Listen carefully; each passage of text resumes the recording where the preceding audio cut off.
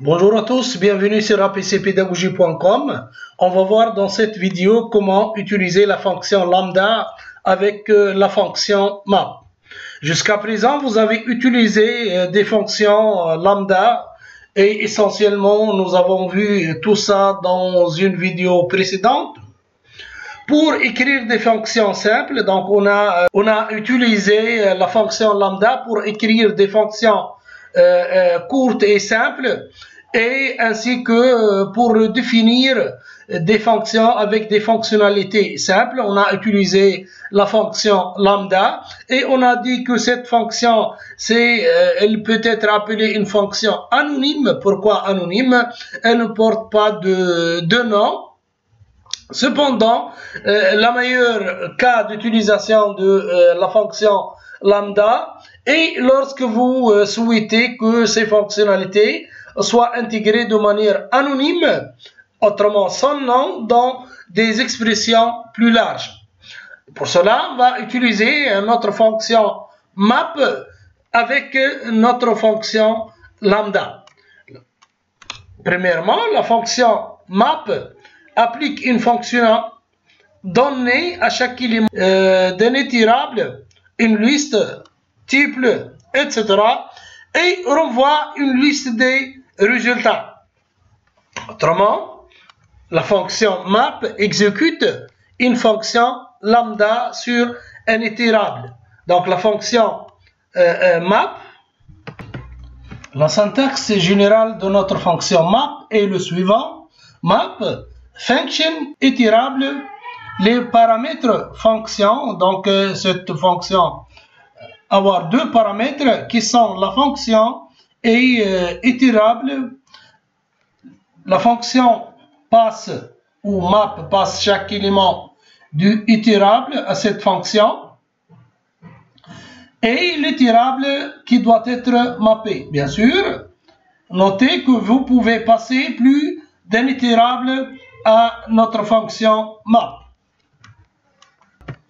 Maintenant, on va voir comment utiliser cette fonction map avec la fonction ou notre fonction lambda. La syntaxe est le suivant. Map, comme on a vu pour la syntaxe de notre fonction map, on a vu qu'elle doit accepter deux paramètres, une fonction et un itérable. Notre cas, la fonction sera notre fonction lambda. Et on a vu la syntaxe de notre fonction lambda qui accepte le mot-clé lambda suivi on a vu d'un argument, de points et les expressions. Et dans ce cas, on a vu l'itérable. Donc, notre fonction map, ce qui change, c'est la fonction. Seulement, notre fonction qui a changé dans le paramètre. Prenons maintenant un exemple. Prenons la liste suivante qui se compose de numéros. Supposons que je peux ou je veux chercher une liste, une deuxième liste qui sera cette liste mais multipliée par 2.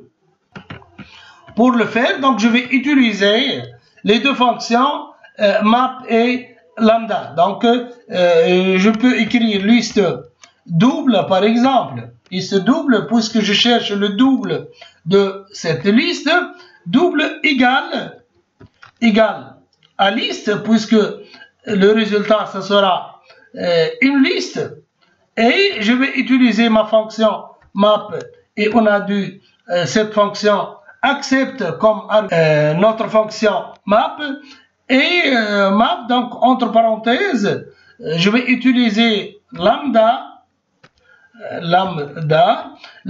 est cette fonction, donc elle accepte comme argument, ça sera le x 2 points, ça sera le x fois 2, donc le x fois 2, ça sera multiplié par 2, chaque élément dans la liste précédente, ça sera multiplié par 2, autrement 5 par exemple, on aura 10 comme étant résultat. Virgule. Et ce sera notre liste. Ici, je vais appeler la liste. Liste. Comme vous voyez, ici, on a appliqué la syntaxe des deux fonctions qu'on a vues précédemment, soit le map, soit notre fonction lambda. Et qu'est-ce que je vais faire? Tout simplement, je vais imprimer print. Donc, print quoi? Ici, ça sera print la liste double.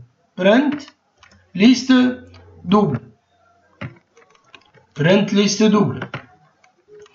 Liste double, donc j'aurai normalement une liste qui sera les éléments de la première liste multipliés par 2.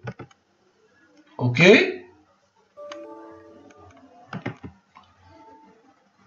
Il me manque ici le parenthèse, donc je n'ai pas fermé le parenthèse. Donc, print. Et voilà, notre nouvelle liste, vous voyez, 10, 14, 44, etc. Vous voyez bien que ce sont les doubles des éléments de notre première liste. Maintenant, si vous voulez, je vais vous montrer qu'est-ce qu'on a fait au niveau de notre exemple. Tout simplement, on a multiplié chaque élément de la première liste et multiplié fois 2.